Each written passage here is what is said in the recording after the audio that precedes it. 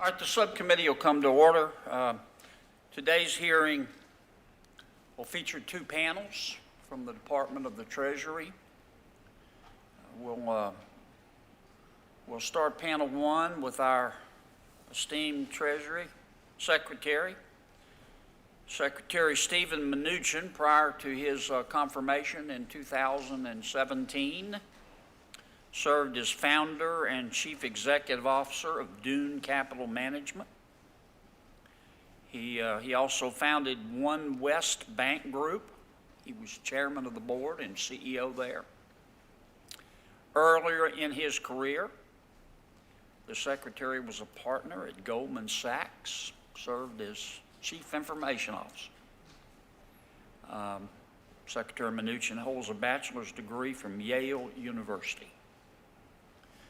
Our FSGG staff wrote me a very eloquent opening statement. In the interest of time, I'm going to summarize it. The Department of Treasury is very, very important. And we look forward to hearing the Secretary's testimony today. With that, Mr. Secretary, if you would like to begin, I'm going to leave plenty of time for questions. We've got a lot to talk about. I can see Senator Van Hollen is raring to go down there. In an effort to follow your lead, I am going to read my first paragraph, and then I will put the rest in the record so that we have that. But Chairman Kennedy, Ranking Member Coons, and members of the subcommittee, I'm pleased to be here with you today to discuss the President's fiscal year 2020 budget and our key policy priorities at the Treasury Department. President Trump's economic programs of tax cuts, regulatory relief, and improved trade deals is resulting in more jobs and higher wages for hardworking families. In the first quarter of 2019, we saw an annual GDP growth rate of 3.2%, far exceeding expectations. That follows 3% growth from Q4 of 2017 to Q4 of 2018, the fastest fourth quarter to fourth quarter growth in 13 years. Unemployment remains historically low at 3.6%, and earnings year over year by 3.2% as well. I appreciate the opportunity to be here in front of the committee and talk about our budget and other important issues. So thank you very much, Mr. Chairman. Talk about your budget, but I want to talk about a couple of issues first, starting with our trade negotiations. I know you're limited in terms of details that you can share, and I'm not going to ask you to violate confidences, but I think we can all agree that we do not want to be enemies with our friends in China. We want to be their friends. Friends can compete. Competition makes all of us better. We often say, to the point of becoming a cliche, that we live in a global economy, but cliches become cliches because they're true. We do live in a global economy. And for a global economy to work, we have to have rules. China was admitted, our friends in China were admitted to the World Trade Organization with the support of the United States of America, which was significant support, on December 11, 2001. Intending no disrespect, China started cheating December 12th. And when a country manipulates its currency, when a country relies on subsidized state-owned industries and businesses, when a country steals intellectual property, when a country expects other countries to adopt a rule that says China can do business in other countries freely, but to do business in China, you have to follow their rules, which are quite restrictive, then those positions are not conducive to a global economy. I don't know whether we're in a trade war or not. I know you know, and I believe the president knows, that the only way to win a trade war is don't fight the thing. Having said that, this is more than just trade. This is about, I don't want to overstate this, but this is about the future of the global economy. And I would encourage you, Mr. Secretary, for what my opinion is worth, is do the right thing, hang tough. You know, with the end objective being we emerge out of this with friends with China, friendly competitors, but with a set of rules that we're all going to abide by. I'd like the thoughts, to the extent you can share them with us, about where we are in the negotiations and the potential, if we can confect this arrangement to the American economy, if we could open up China to American businesses. Well, thank you, Mr. Chairman, and thank you for your thoughtful comments. I have been involved in these discussions with President Trump for almost the last 2 years now. From the original meeting at Mar-a-Lago with President Trump and President Xi, there was an acknowledgement that we needed to rebalance the trade relationship, that it was too far in one direction. Our economy was open to them, and their economy was not open to us. So under the direction of both presidents, we started working on rebalancing the relationship. More recently, I would say, since December of this year, I have been working very closely with Ambassador Lighthizer. I think we're in the 11th round of discussions. As I said several weeks ago, I thought we were very close to a historic agreement with China that would be good for us and good for them. If we can open up markets and compete fairly, I think this is one of the biggest opportunities for American workers and American companies. So we have been working hard on this. As I've said, this is a very detailed agreement. It has 7 chapters dealing with lots of different issues. We've had the interagency from all the departments involved in this. I think, as you know, Ambassador Lighthizer and I gave a press conference a few weeks ago, 2 weeks ago now, that things had gone in a different direction. I think we had a constructive meeting with the Vice Premier, and that he came here. We're continuing discussions. There's still a lot of work to do, but I can assure you that President Trump is determined that we have free and fair trade and wants to have a fair relationship with rules that we can compete fairly. As I've said, my expectation is we will most likely go to Beijing at some point in the near future to continue those discussions, and I think it's President Trump's expectation to meet with President Xi at the G20 at the end of June. So the president has put in place tariffs to use that in a way to create a fair and a fair agreement. Thank you, Mr. Secretary. I'll save my other questions until my colleagues have a chance to weigh in. Senator Coons, would you like to make an opening statement and start your question, sir? And then we'll go to Senator Van Hollen, if that's okay. Thank you, Chairman Kennedy. Thank you for your graciousness and understanding. I was at a Police Week event, and Mr. Secretary, apologized for being late to the opening of the hearing. I just appreciate the opportunity for us to continue to work on this subcommittee, Mr. Chairman, on the wide range of things that we have before us. The Department of the Treasury, the IRS in particular, takes up the lion's share of this subcommittee's budget and responsibility. So I'm grateful for your time, Mr. Secretary, and for the IRS Commissioner who will be before us soon. Thanks, man.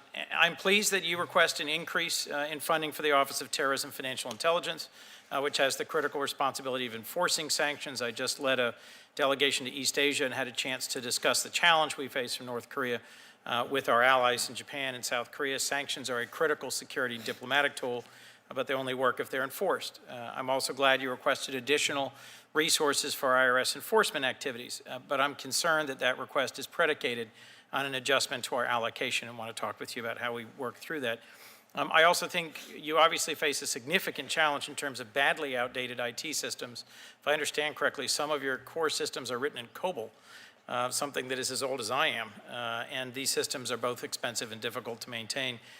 So I have a few questions on that. I am, of course, disappointed your budget proposes to eliminate grants to community development finance institutions which support development and create jobs in underserved neighborhoods, and I will question you about that. I also, frankly, am concerned about the overall adequacy of the budget for the IRS. We'll take that up with the Commissioner. But you are still $1 billion below the budget for 2010, and I'm concerned about responsiveness and service levels. All of us have constituents who spend long periods of time trying to get someone on the phone or trying to get responsiveness. That is no disrespect to the professionalism of the folks at Treasury or IRS in particular. It's just that I think we have understaffed and under-resourced the IRS. So I very much look forward to hearing your testimony and appreciate, Mr. Chairman, your welcoming my opening statement. Let me ask just two questions, if I could, Mr. Secretary. First, as you know, charitable giving is something that's been a concern of mine. Senator Lankford and I have tried to address what may well be a significant drop in charitable giving. 37 million taxpayers had access to itemized charitable deduction giving prior to the enactment of the Tax Cuts and Jobs Act. Today, only 16 million will likely itemize their deductions and get a financial incentive to contribute to charity. I'm concerned we may see a significant drop in giving to houses of worship, to other NGOs and community charities. We talked about this at last year's hearing, and I've written to you. Now the first year's tax filings are coming in or complete. Are you doing an analysis of the impact of the TCJA on charitable giving? And what data will you be giving this committee or the public about the impact on charitable giving? So, Mr. Senator, thank you very much. And first of all, I would just comment, I appreciate your comments on the IRS.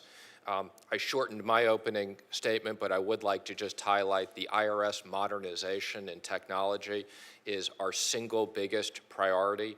For too long, we've underinvested in this technology. I think this is critical to everything we do. Customer service, last year we had a technology problem on tax day, so this is an investment that's very important for taxpayers. In regards to your question on charitable contributions, first let me just say, I too and the administration very much believes in charitable giving. This is an important part of our community and our society. Given the old technology that we have, I tried to get information in advance of today to try to be responsive to you on this. It's too early for us to tell what the impact was. I am obviously hopeful that charitable giving did not go down, and I would hope within the next few months, as we have in all the data and we crunch it, we can be responsive to you and publicly talk about this. Thank you. But again, this is one of these things, if we had modernized technology, we'd be able to cue the system and get this real time. I think this is something about which I've heard very broadly from community organizations, houses of worship in Delaware, and I hope we can stay in regular touch about it. I think it is a likely unintended consequence of the Tax Cut and Jobs Act, but it could be a really significant one. In February, you notified Congress you intended to transfer up to $600 million of the Treasury Forfeiture Fund to Homeland Security for border wall construction. Historically, you've used accumulated surpluses in that fund to augment resources for federal law enforcement partners supporting cybersecurity or cybercrime operations at the IRS or elsewhere, or Coast Guard equipment for searching drugs on ships at sea. These are two recent examples. What law enforcement activities might have gone funded had you not diverted the $600 million to wall construction? So thank you for that question. First, let me just say, as you've outlined, the Forfeiture Fund has been used in the past regularly for enforcement purposes. We did have a request from DHS to transfer money to them for enforcement purposes. DHS made the decision to allocate that money to the wall, and we send money over as they have specific things. I think, as you're aware of, there's always lots of good requests for this money, and I'm not aware of specifically what the other uses would have been, but I acknowledge there are always good uses for funds, and this was the priority of DHS. Well, I'll tell you, the law enforcement leaders I just heard from have a lot of pressing communications and security needs I think would perhaps have been better served there. Let me last ask you about the Community Development Financial Institutions Fund, or CDFI. Your budget proposes a cut of $236 million from last year's enacted level, and says in justification, the CDFI industry has matured and these institutions should have access to private capital needed to build capacity, extend credit, provide financial services to the communities they serve. My understanding from a number of CDFIs, and there's 5 that operate in Delaware, is that their ability to raise private sector investment is greatly enhanced by funding of the CDFI Financial Assistance Fund and their awards, and the availability of those awards have made it possible for CDFIs to finance projects and businesses in some of the most rural or most under-resourced communities in America.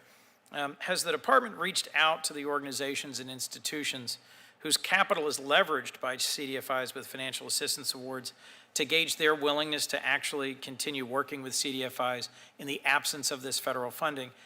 This would almost completely shut them down in terms of their federal support, and I frankly have difficulty with the credibility of the justification that they do not need federal support, given what I've heard from the CDFI community.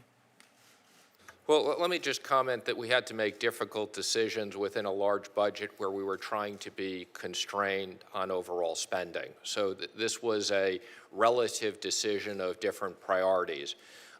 Let me acknowledge that we do think that the industry is mature, but on the other hand, if the committee supports this program and thinks that there should be additional money to be funded to it, we would acknowledge that it does serve valid purposes in many communities, and we would continue to move forward with these funds. So this was a relative decision where there are lots of important priorities within the department. I appreciate that answer. I'll just say that this strikes me as a community that has a long record of leveraging significant multiples, and they most directly benefit the least wealthy or resourced communities in America. And given some of the choices made in the tax bill, this struck me as a particularly hard choice to accept. That's part of our role in oversight. I appreciate your answer and the opportunity to work together. Mr. Chairman, I hope we will restore funding for the community development financial institutions. Thank you, Mr. Thank you, Senator. Senator Van Hollen. Thank you, Mr. Chairman. Welcome, Mr. Secretary. And I share Senator Coons' concerns about the proposed elimination of CDFI. I also want to thank you and your team at the Secretary in the Department of Treasury for working to enforce the North Korea sanctions. As you know, Senator Toomey and I think we should go farther. We've proposed the Brink Act again for secondary sanctions and look forward to that conversation with you. Secretary, I have some questions about taxpayer accountability. We have a president who's bragged about not paying taxes. When he ran for president, he said, quote, "That makes me smart," unquote. Just a week ago, the president tweeted that some of the write-offs he claims were, quote, "a tax shelter." That's his words. He said, quote, "It was sport." So, Mr. Secretary, wouldn't you agree that Congress has an interest in verifying that the IRS is fairly enforcing the law and making sure that the president, who is in charge of the executive branch, making sure that the president is paying the taxes he owes? We have communicated that if Congress wants to sit down with us or representatives specifically of Ways and Means, we've said that to the extent that Congress wants to understand how the president is audited or the vice president is audited, there are policies and procedures. Mr. Secretary, with all respect, that wasn't my question. My sorry, question that I misinterpreted. I didn't mean to. My question relates to whether or not you agree that Congress has a legitimate interest in itself verifying that the president has paid the taxes due and owing. Again, what I would say, and where I was going to go on this, is that I think Congress has a legitimate interest to make sure that the IRS is performing the function properly as it relates to any taxpayer. If you're referring to the specific request of the president's returns, I think, as you know, I've said before, I think this is a very important issue that has a precedent way beyond any one president in Congress, affects the weaponization of the IRS and could be used against anyone. And we, on this request, we have carefully reviewed this with the Department of Justice and will be responding. Mr. Secretary, you haven't answered my question as to whether or not Congress has a legitimate interest in verifying whether the IRS is properly enforcing the tax law with respect to the president. Are you aware that Section 6103 of the IRS was first enacted because of congressional concern that a senior member of a former president's administration, member of President Harding's administration, was being given special treatment by what was then called the Bureau of Internal Revenue? Are you aware of that fact? I am. Okay. So Congress clearly was not convinced that the Bureau of Internal Revenue was providing them full information about tax payments due and owing by a senior member of the Harding administration, and that's why they passed the law to begin with, so that they could independently verify that. Isn't that the case? I'm not sure if that's the case or not. Well, let me give you some additional history. There were allegations that President Nixon had not paid the taxes he owed. And in 1973, President Nixon famously said, quote, "People have got to know whether or not their president is a crook." Nixon said that he had paid all the taxes he owed. Nixon also said the IRS had signed off on his returns. And it was true that the IRS had signed off on President Nixon's returns. But it turned out that Nixon was not paying the taxes due and owing, and we only learned about that when the Congressional Joint Committee on Taxation, not the IRS, determined that Nixon owed over $400,000 in taxes. So, Mr. Secretary, I ask you again, given that history, doesn't Congress as a separate branch of government have an interest, a legitimate interest in determining whether or not the IRS is enforcing the tax laws with respect to a president of the United States? Mr. Senator, I want to be respectful in answering this, and I'm not trying to avoid your question, but the answer is that there is a difference in interpretation between Congress and us and the Department of Justice around this law that not only impacts this president and this Congress, but has a very big impact on every single taxpayer in weaponizing the IRS. And this is why there are three branches of government. So if there is a difference of opinion, this will go to the third branch of government to be resolved. Well, just to finish up, if I could, Mr. Chairman, Mr. Secretary, I read the letter that you sent, the long letter and memo of first your letter of May 6th and then April 23rd. And in there, you do not appear to challenge the fact that Congress would have a legitimate interest in determining whether or not the IRS had properly enforced the law. And that is the issue, the tax law before us right now. Thank you, Mr. Chairman. Thank you, Senator. But before I call on Senator Daines, I want to exercise my prerogative to ask one question. I followed Chris's line of questioning very carefully, and as usual, he asked very incisive questions. But legitimate interest. Do you think we should have a precedent, to put this in real world terms, and I'll put it in personal terms. Let's say I'm interested in the IRS, and I'm interested in what kind of job it's doing. So I think I'd like to see, as a United States Senator, some tax returns. Let me think. How about you send me all the tax returns from every candidate among my Democratic friends running for President of the United States? Now, I'm not interested in it for political reasons. I just want to study the IRS, and I think I'll start with these returns. How much confidence do you think the American people will have in the Internal Revenue Service and the privacy concerns if we start doing that in this country? Well, Mr. Chairman, I think it would be very dangerous to provide you with those returns. I think it would also be very dangerous to provide you with returns of large Democrats or Republicans who make political gifts. or leaders of industry or leaders of labor unions.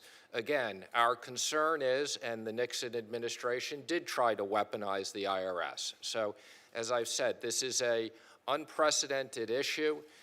It's a very complicated issue. I take very seriously my obligation to follow the law, and that is why I consulted with the Department of Justice, and we will proceed on what is a very important issue to the American taxpayers. Senator Daines. Mr. Chairman, not now, but I hope, given that exchange, I'll have an opportunity to follow up. Absolutely, Senator. Senator Daines. Thank you, Chairman Kennedy, Ranking Member Coons. Thank you, Secretary Mnuchin, for being here today. I sincerely applaud your efforts and thank you for holding China accountable. I've said the only thing worse than doing something is doing nothing. And having spent 5.5 years on the ground working there in Guangzhou years ago as an expat for Procter & Gamble, having managed the Asia-Pacific region for 5 years for a cloud computing company, I have a lot of experience of what it's like to do business on the ground there in that part of the world. But I will tell you, we need results. I think we need them soon. As I travel around the state of Montana, I continue to hear the concerns from our farmers and ranchers. For perspective, our #1 economic driver in Montana is agriculture. We're very dependent on exports. In fact, 70 to 80% of our wheat crop goes to Asia. I'm also hearing concerns from folks being impacted by tariffs and uncertainty outside of Montana ag, including businesses that make up Montana's outdoor industry, which is about a $7 billion outdoor economy. In fact, one of those is Sims. In fact, they're right there in my hometown of Bozeman. To maximize the effectiveness of the administration's efforts and to reach a resolution to this dispute as quickly as possible, I do believe it's critical that we work with our allies in a multilateral fashion to confront their trade abuses, talking about China's trade abuses, and increase pressure on China. I think we need to take and make whatever structural reforms are necessary to level this playing field for Montana farmers, for Montana ranchers, for the outdoor industry, and for other businesses. The question, Mr. Secretary, is how are you coordinating with our allies in the region and around the world such that we have a united and strategic approach to countering the abuses that China continues to make as it relates to forced technology transfer, intellectual property theft, open violations of WTO? Well, Mr. Senator, first let me say I really do appreciate I've had the opportunity to talk to you about this many times, and I think your firsthand experience, having been there and understanding P&G, has been very helpful for me as we look at this. And as I said earlier, if we can get the proper deal, which would be a good deal for the United States, it would be a big opportunity for the P&Gs of the world and our American workers and American companies to open up their market on a fair and level playing field. Although we are conducting these discussions on a bilateral basis, I can assure you I am in constant touch with the finance ministers of the G7 in keeping them up to date. I will be traveling to the G20 finance ministers in June, and we'll be having a separate meeting with the G7, and I will update them on the process there. So although this is something that we are in bilateral discussions, I can assure you we are working with our allies. And let me just comment, I like Bozeman a lot. It's a lovely place. I've enjoyed the opportunity to visit. And if you fly fish, you want to make sure you have a pair of Sims waders. They're the only waders left that are made in America. The rest are all made overseas. They're made in America. I can assure I'm not very good at fly fishing, but I do enjoy it. And thank you. And by the way, Mr. Chairman, they're actually made in Bozeman, Montana as well. That's right there. No, they're great waders. The problem they have is they're such high quality, you only need one pair for your life, so you never have to replace them. They're wonderful. Anyway, thank you. I want to shift gears here and talk about polysilicon. I raised this important issue with you in a separate hearing in March. As you know, the U.S. polysilicon has long been targeted by retaliatory tariffs by China, in part due to its Made in 2025 agenda, and these tariffs are threatening hundreds of high-wage manufacturing jobs at REC Silicon in Butte, Montana. It's critical that REC Silicon, one of the largest employers in the area, good jobs, and these other polysilicon manufacturers are able to compete truly on a level playing field. Secretary Mnuchin, is removing these tariffs on U.S. polysilicon a priority for you, and will you work to ensure that they stay on the agenda as negotiations with China continue? Yes, I can assure you they are, and I appreciate, I've received your letter, and I've worked with Ambassador Lighthizer, and we will continue to make this a priority. Lastly, as you know, China is rapidly developing its own innovative ecosystem. In fact, Senator Kennedy has been over there with me touring China.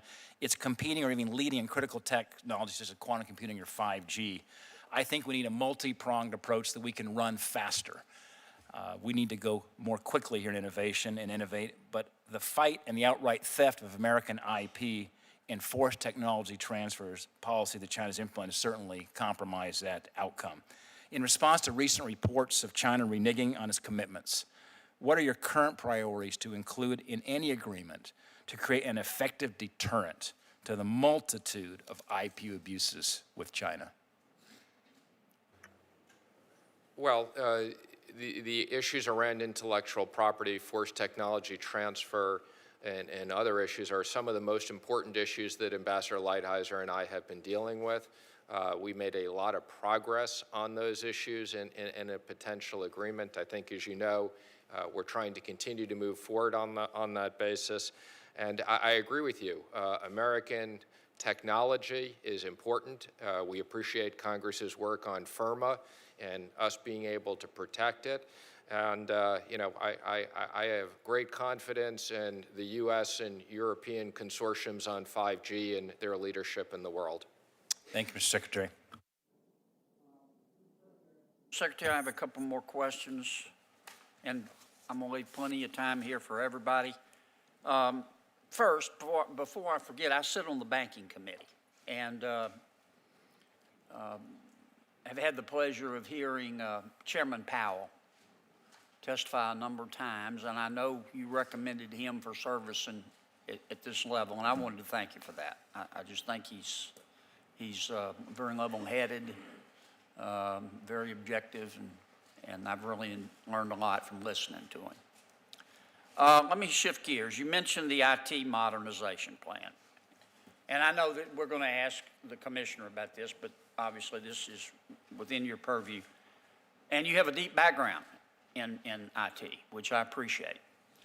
But the IRS has a deep background too, but its background is checkered in terms of modernizing its computer system. We've thrown a lot of money down a rat hole. Now, I understand the IRS wants to embark on yet another venture. I understand they've got an outside group, McKinsey, pretty good group, that says they're on the right track. I also understand that this history of problems with computer modernization and technological modernization at IRS predates you. So you didn't father this child, but you got to raise it. And I want to hear your thoughts. Why should we believe that it's going to work this time when it hasn't worked ever in the past after spending hundreds of millions of dollars? Well, I'm not an expert, and I can't really comment why it hasn't worked on the past. I can comment on what our plan is here, and I personally have had a lot of experience in the technology sector. I was the Chief Information Officer of Goldman Sachs, so I understand these areas, and I've dedicated a significant amount of time over the last year to work with the IRS on this. What I can assure you is, and that there is no question, the IRS has very old technology and does not provide taxpayers with the service that they should expect in this day and age. Whether it's being able to access information real time on the internet, whether it's customer service, whether it's being able to schedule callbacks, whether it's being able to do chats online, taxpayers deserve to be able to communicate effectively with the IRS in all means. I will also tell you that the IRS faces a challenge that many big companies have with legacy technology, and that it's hard to keep running and change at the same time. When you build things from scratch and you're a new business, it's easy to start them. But when you are managing one of the largest IT operations in the world, it is hard to balance the priorities of maintaining the system and investing in the future. I would leave this committee with, if there's anything we could hopefully agree on a bipartisan basis, is there is a need to invest in the technology. There is a need to make a long-term commitment. We can't build IT modernization if we don't know there is long-term money. This is not something that's going to be built in any 1 or 2 years. But you're sold on this effort. I am sold on this Okay. effort, and this is at least a 6-year effort. The reason why we have a 6-year plan and not a 5-year plan, most people have 5-year plans, we couldn't deliver I get this. it. And McKinsey. I want to stay within the rules, Mr. Secretary. Let me shift gears right quick. I'm not trying to trick you. Do you know what a deemed export license is? I'm not an expert on it, but I have some familiarity with it. Well, it's basically a license to share technology with somebody. We welcome students from all over the world to come to our universities. We've got the greatest universities in the history of the world. I'm not saying there aren't good universities in other countries, but the higher education system in America is the best in the world. Sometimes we have problems with funding, but the quality you can't argue with. And a lot of foreign students want to come here. And some of them have access to our technology. And some of them take it back to their country. And sometimes that hurts America. And sometimes that hurts American security. I've got a bill, S-937, called Protecting American Technology Act. It will require the Department of Commerce to require a deemed export license to be in place before foreign nationals can conduct scientific research and have access to some of this technology. I think we can do a better job. I'm not going to ask you to support it here because I know I'm catching you blind, but I wish you'd take a look at it. I want foreign students to come to America. I want them to be our friends, but I don't want to tempt anybody to steal our technology, and I think we can do a better job. Senator Coons. Thank you, Chairman Kennedy. Mr. Secretary, a bipartisan group of senators worked a couple of years ago to extend a critical tax credit for emerging clean energy technologies. This includes carbon capture and sequestration. I'm talking about 45Q. And there's companies and investors waiting for guidance from your department so they can rely on the credit and deploy new technologies. Some interim guidance would be helpful. Do you have any timeline for when there will be guidance available for this critical tax credit? Yes, I can tell you that is a priority of ours. We are working on it as we speak, so I would hope that we have interim guidance out shortly. And I have personally been on calls recently within the last few weeks in no preparation for this, specifically on this with some of the large CEOs and very detailed things. So we're taking advice. We'll then put it out. We'll take comments. But I share your view. This is very important. And we are taking it very seriously, and I hope that we get it out soon. I think we have promising technologies in a number of areas that we ought to be racing to deploy. I recently led a delegation to East Asia, went to Japan, South Korea, China, Taiwan, met with the the finance minister, as well as the foreign minister of Japan. I want to follow up on Senator Daines' question to you about what we're doing to coordinate with our allies. I agree with the objective of challenging China's innovation mercantilism. I'm concerned about the impact on our bilateral relations and our ability to mobilize our allies of having Section 232 justified tariffs in place against vital and close allies like Canada or South Korea, where I think it is hard to explain how they are a national security threat. And both privately and publicly, the strong impression I've gotten is that it is straining our relations, not just trade, but security. Is there a timeline for relieving the steel and aluminum tariffs on Canada or South Korea, given that by all measures they've worked with us on the administration's identified trade objectives? I can assure you that Canada and Mexico are the priority. Ambassador Lighthizer is in active discussions. The president has instructed us to try to figure out a solution. and this is a very important part of passing USMCA, which is a very important economic agreement for two of our largest trading partners. So I think we are close to an understanding with Mexico and Canada. I've spoken to the finance ministers.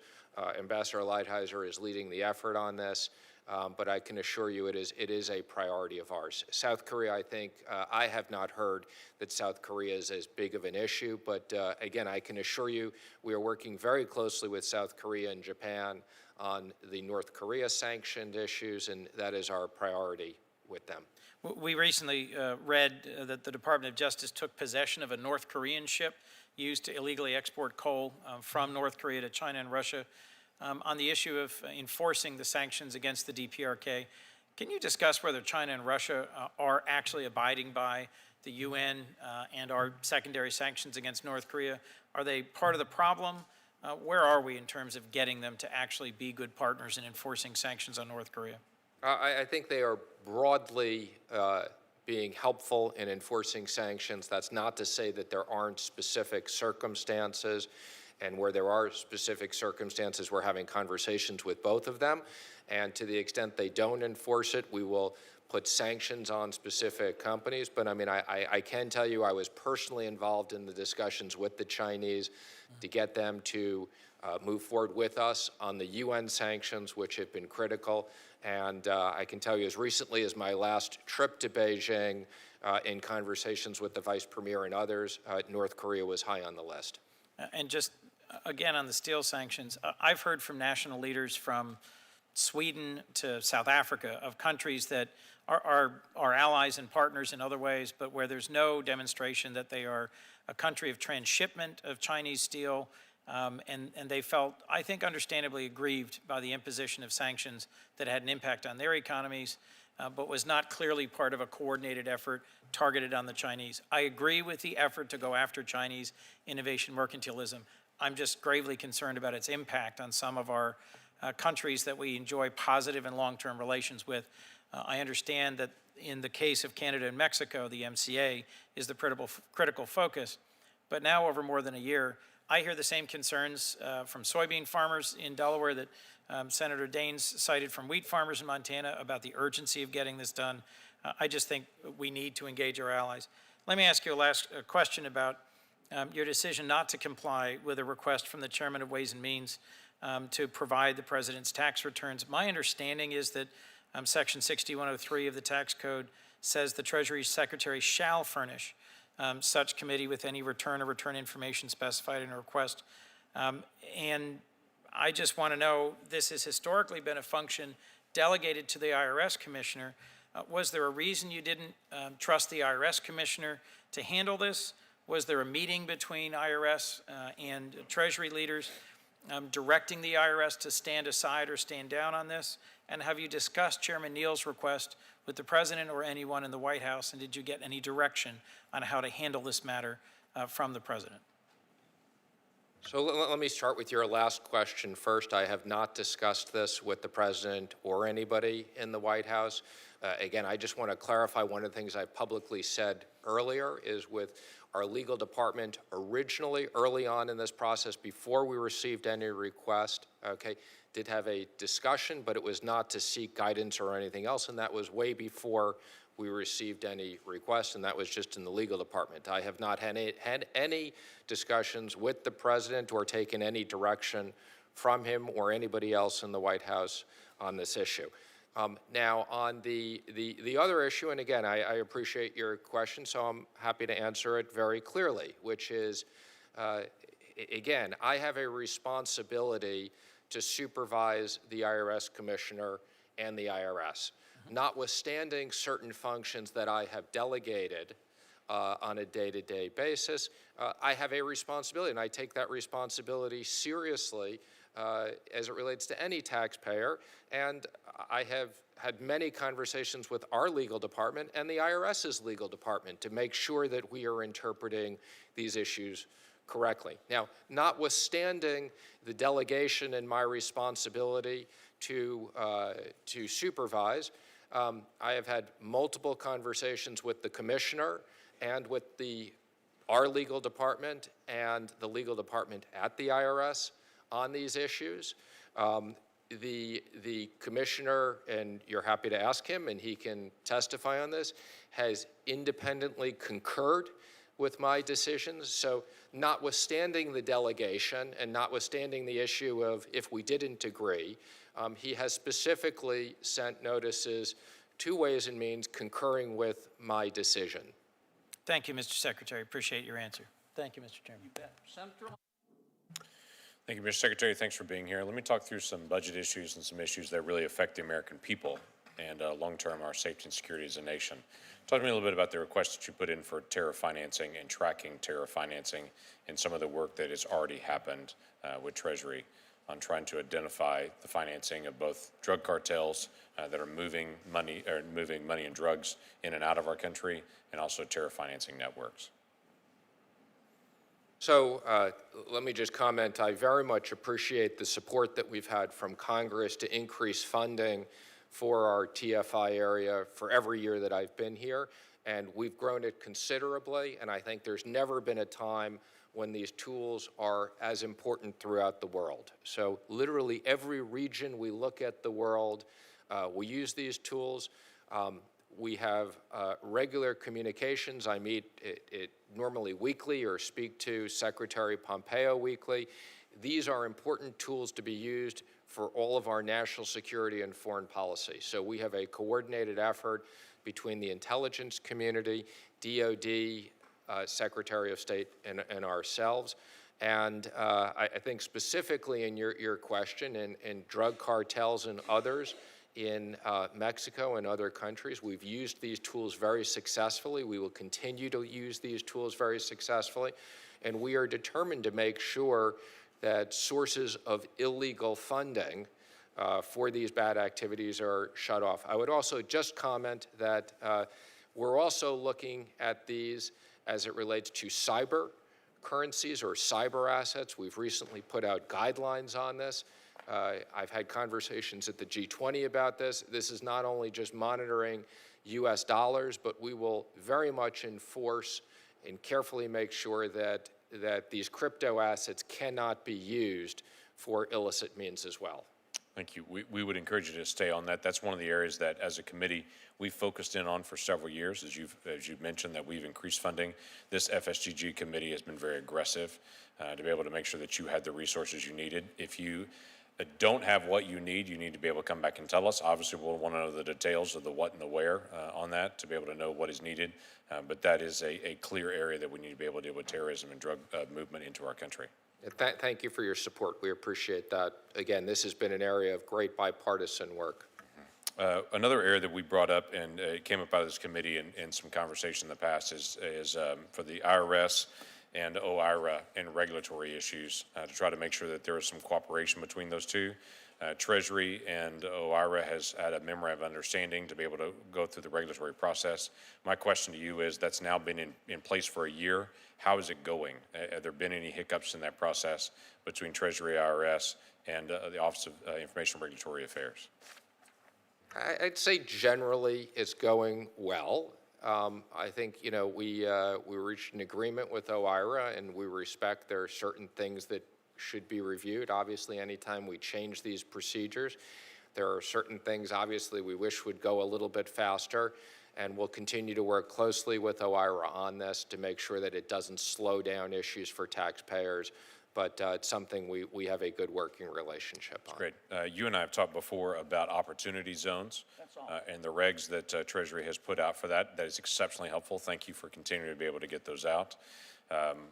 There is still an unanswered question that's hanging out there that we've talked about before, and that is, if an activity is illegal in federal law, can you apply and get an opportunity zone credit for that economic activity in a state? Specifically, this would apply in many states to marijuana businesses.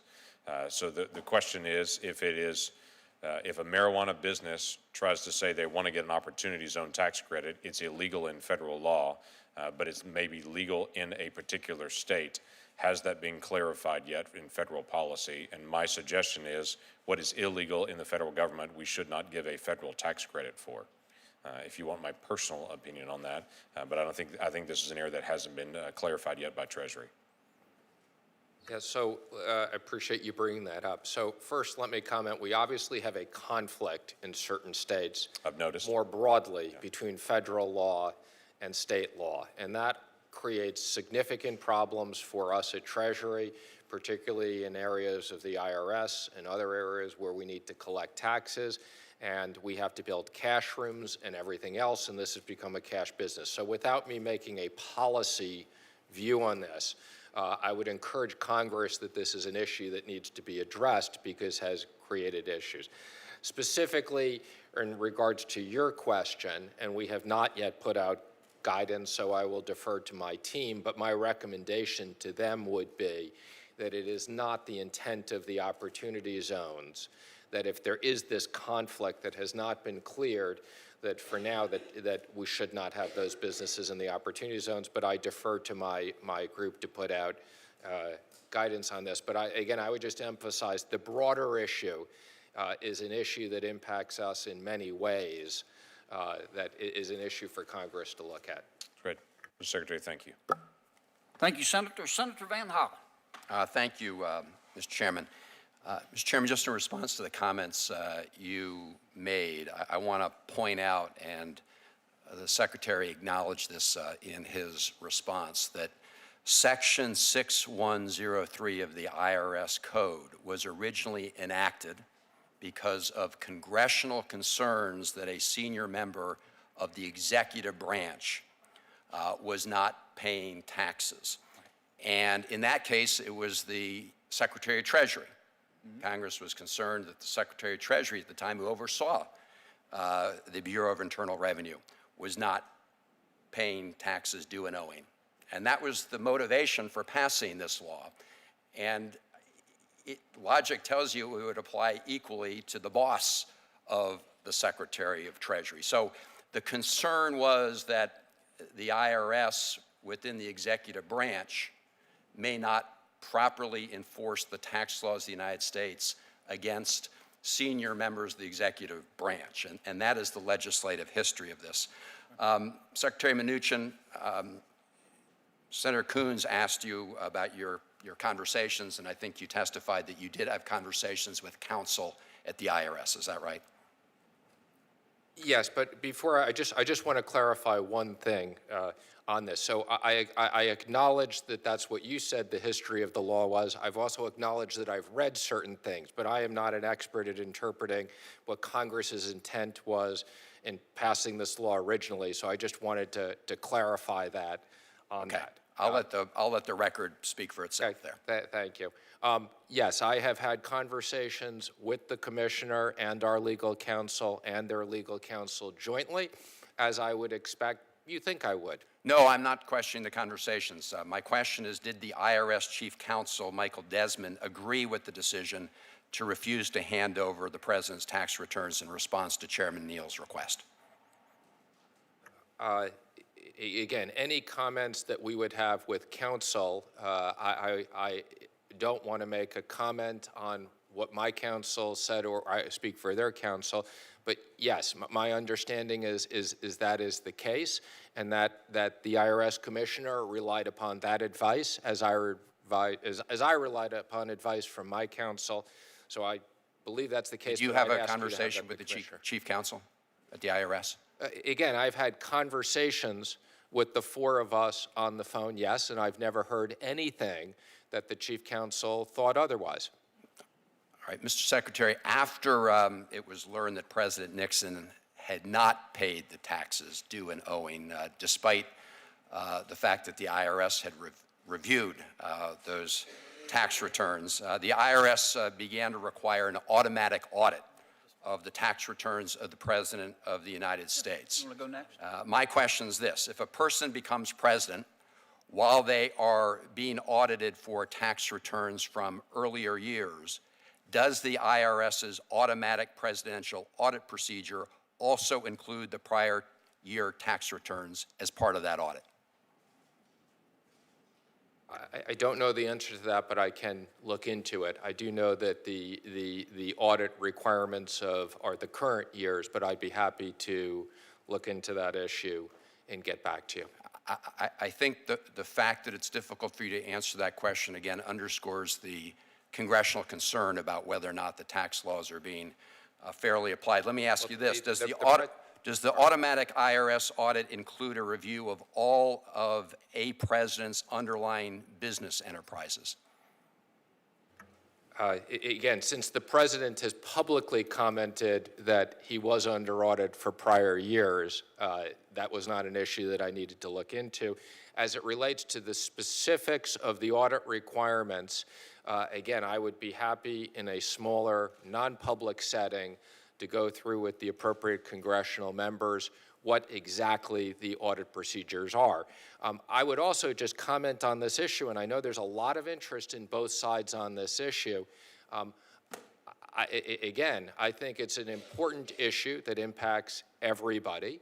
And if this issue goes through the courts, I think it's better that we have the court's interpretation, if there is a difference, than establish a precedent that is weaponizing the IRS. With respect, Mr. Secretary, the automatic audit procedure that was established with respect to a president of the United States.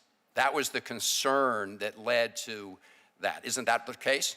And the vice president, right. I might add. Okay, fair enough. So that audit procedure wasn't set up for anybody, any elected official, any citizen. It was express concern about the President of the United States, because the President, of course, is in charge of the executive branch, which ultimately oversees the IRS.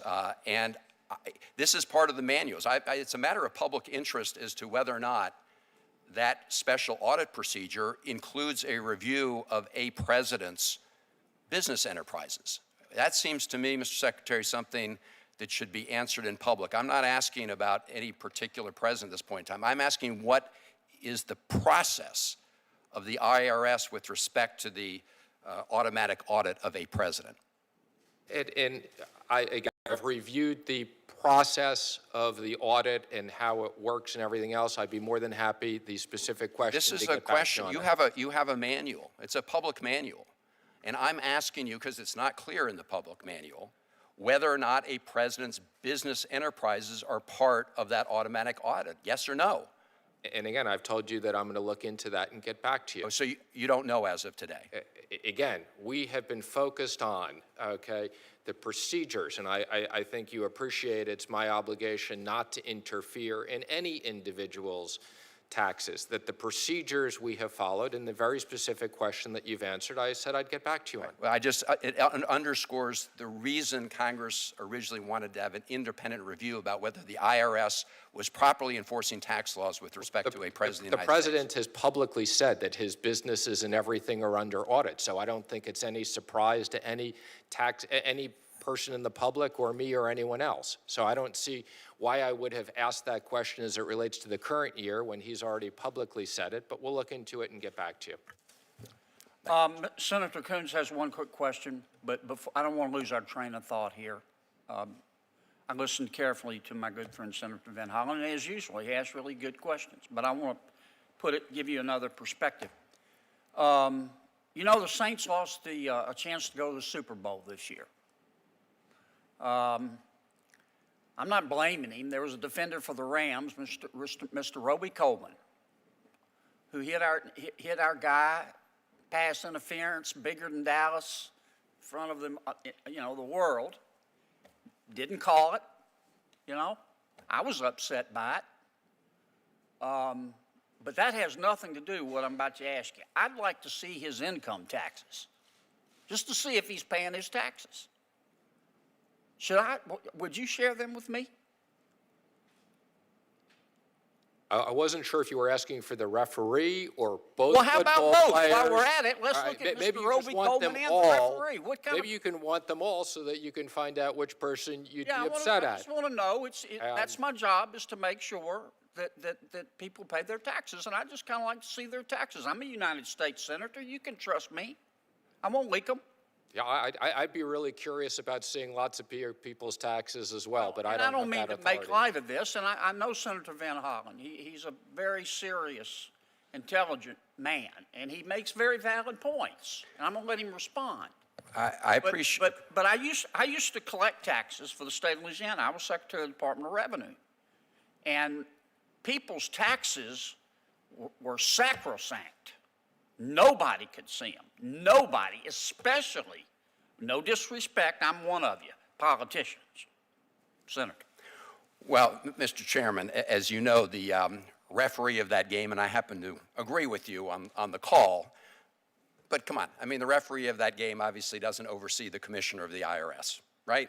True. Secretary of Treasury and beyond the Secretary of Treasury, the President of the United States. And that's the entire reason that the statute was put in place originally, because of that power relationship within the executive branch and Congress as an independent branch wanting to make sure that the laws are faithfully executed, would be able to verify whether or not the IRS was properly enforcing the law. So I agree with you on the call in the Saints game, but with respect, that has nothing to do with whether or not the President of the United States, whether the Congress has a right to verify whether or not the IRS is properly enforcing the law there. And we have the precedent, of course, behind the original law. We have the example of President Nixon, who stated publicly that the IRS had confirmed he had paid the taxes due and owing. And in fact, it was the joint congressional committee that determined that the IRS was wrong. So I appreciate the opportunity to say a few words. Thank you, Mr. Chairman. Senator Coons has I just one quick question. want to follow up on opportunity zones, something Senator Langford also spoke about. I was an original co-sponsor of the Investing in Opportunity Act, which helped create them. I really want to see the program succeed. I believe it can. I was disappointed that some of the transparency measures in the original bill were stripped out when it was enacted. I know in order for us to assess whether opportunity zones are succeeding, whether we need to tweak them, we need data. I think Treasury should be collecting transaction level data. Senator Bennett and I urged in a letter to you in November that you move forward on it. Thank you for your response to the letter and for issuing the RFI. I just wanted to hear a commitment that we'll work together to implement strong transaction level reporting requirements for opportunity zones so that Congress can conduct appropriate oversight and can work to make sure that opportunity zones are actually delivering the benefits for communities, which I think all of us supported in the initial drafting. First, let me just say my understanding it was a technical issue as to why this was stripped out of the bill, not a policy issue. You have my personal assurance that first of all, we very much support opportunity zones. We think it's a very important effort that has bipartisan support, and we are fully committed to making sure we have the proper transparency on this for Congress. Now, Mr. Chairman, if I could just make one other comment, because there's been so much interest. I wish there was as much interest in IRS modernization at this committee as there is on this tax return issue. But let me just comment, I take great comfort in there are different views on this, and this is why we have a constitution and we have a third branch of government that I'm assuming to the extent that Congress, to the extent that, first of all, we haven't made a decision, but I think you can guess which way we're leaning on our subpoena. To the extent that we don't, and there is litigation, I take great comfort that there's a third branch of government to deal with this important issue. That's why God made federal judges. Were you done? All right. I've just got two quick questions. I don't know if there'll be questions, and then we'll get you out of here. I'm going to read from my colleague's notes here so I don't get it wrong. The IRS knows, and our commissioner's coming in a moment, but I want you to hear this, if you would, Mr. Treasurer, respectfully. The IRS knows who owes its money. And there's a list of people who owe it money, and I'm not talking about allegedly. There's a final judgment. That list goes to the Bureau of the Fiscal Service. Now, that's the part of Treasury that cuts the checks. Am I right so far? All right. Yes, you are. The Bureau operates something known as the Federal Payment Levy Program. That cross-checks the payments to federal contractors who owe the IRS money, because we don't want to be doing business with consultants or contractors and giving them taxpayer money when they're not paying their fair share. and I'm not talking about a tax dispute. I mean, I'm talking about final judgment, you owe it. According to the Treasury Inspector General for Tax Administration, a lot of federal agencies don't participate in the levy program. I mean, we're paying out tens and tens and tens of millions of dollars every year to consultants and contractors that owe the United States government money. And I need your help getting that straight. I'm going to get a separate meeting with you and our IRS commissioner. I'm going to ask him about this.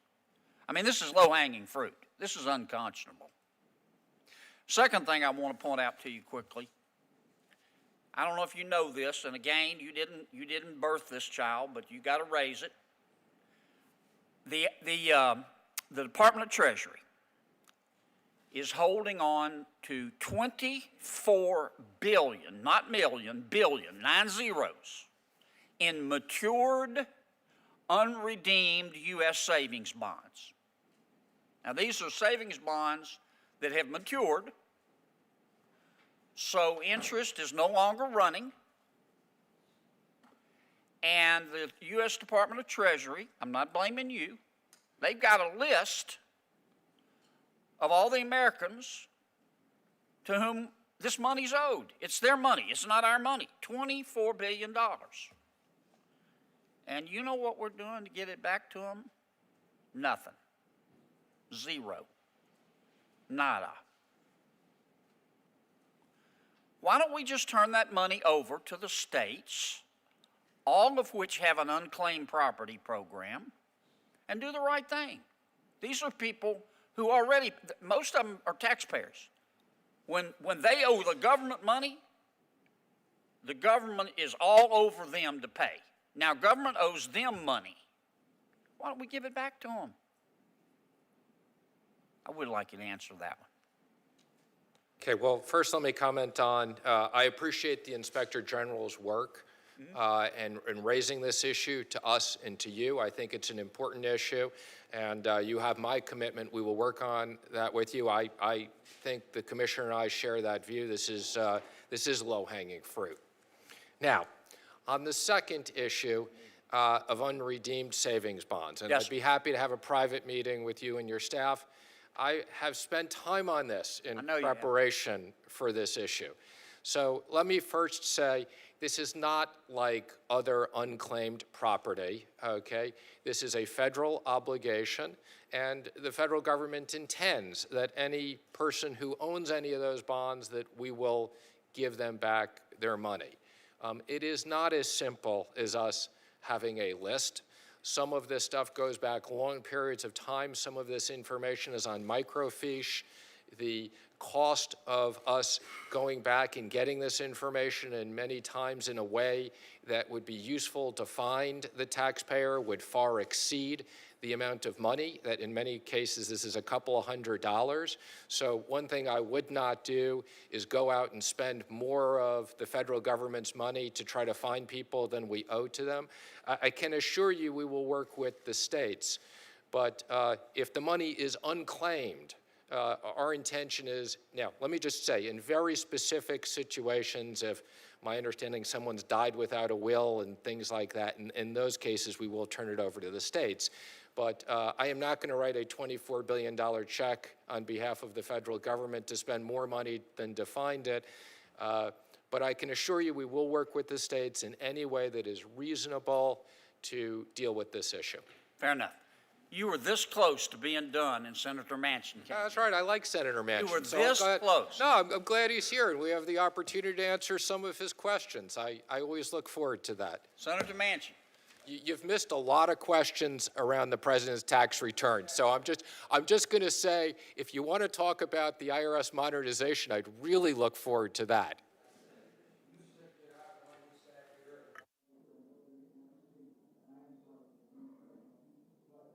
Talk about the CDFIs, and I know that we've talked about that before. I'm familiar with the many illegal actions that foreign countries and companies take to undercut our economic infrastructure, such as stealing trade secrets, hacking our computer systems, But I've always been concerned about the attempts from foreign companies to make illegal investments and gain control. I think you and I might have talked one time or so about this before. So my question would be, do you believe that CFIUS should require reviews of all foreign investments in the American Stock Exchange? I'm sorry, could you just repeat the end, CFIUS? Do you believe that CFIUS should require reviews of all foreign investments in American stock exchanges? First of all, I very much appreciate what has been the bipartisan support on CFIUS and the updated FIRMA legislation. I also appreciate this committee looking at, we need money to do this. I don't want to make a specific answer on any specific, it would be unfair for me to comment on any specific industry or anything else, but I will tell you, I personally spend a lot of time on this. These things all come to me to sign. And, you know, it is likely if there was an acquisition, as you've described, that would be subject to CFIUS jurisdiction. I'm going to give you one example, and that's all. I won't elaborate on it. You know, with the new, the drilling that we're doing, fracking in the Marcellus, Utica Shale, in Appalachia. West Virginia and Appalachia has an ocean of energy under it. A lot of it has wet properties, which is butane, propane, and ethane. Those are building stocks for manufacturing.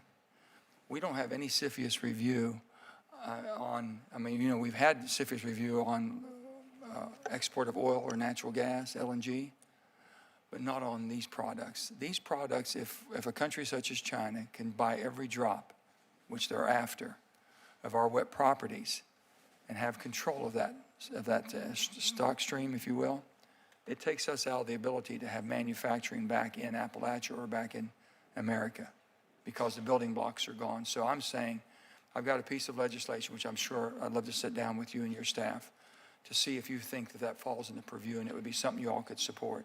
I'm just saying a review, just a review of the products that are leaving our country that prevent us from having the economic vitality and manufacturing base that we had. It sounds like a very good idea, and I welcome the opportunity to sit down with you and go through that. So thank you for bringing that up. Okay. Thank you, Mr. Chairman. I'm quick. I'm glad Secretary's here and a few things, but the CFIA things is really personal, and it's going to hurt us, and we'd love to, whoever I can sit on your staff, you have our commitment. We will follow up this Thank you. afternoon We'll get our and people. figure out a meeting. we have a bill, and once you look at the bill, and then we'll tell you our purpose. Okay. Thank you very much.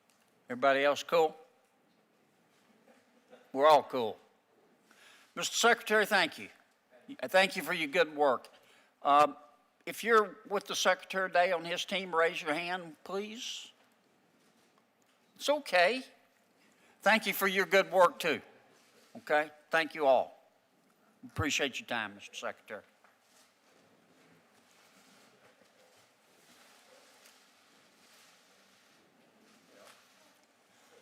Is our commissioner here? No, we got to be nice to him.